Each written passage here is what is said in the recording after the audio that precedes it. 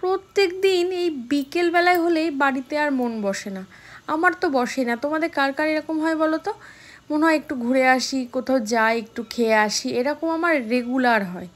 তো আজকেও এরকমই হচ্ছিল, তো বড়মশাই বললো চলো লালবাগ ঘুরে আসি।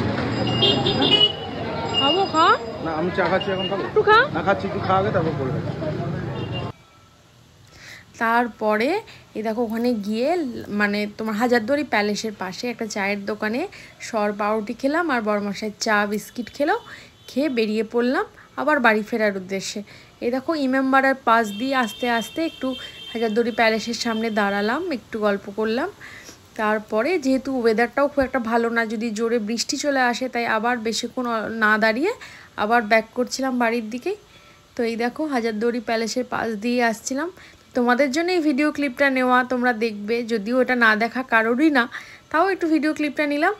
তারপরে এত ভালো ওয়েদার, হাওয়া খেতে খেতে খেতে খেতে বাড়ি চলে এলাম। বাড়ির কাছে এসে আবার মনে হলো একটু ফুচকা খাই, তো ফুচকা খেয়ে নিলাম দুজনে মিলে দাঁড়িয়ে।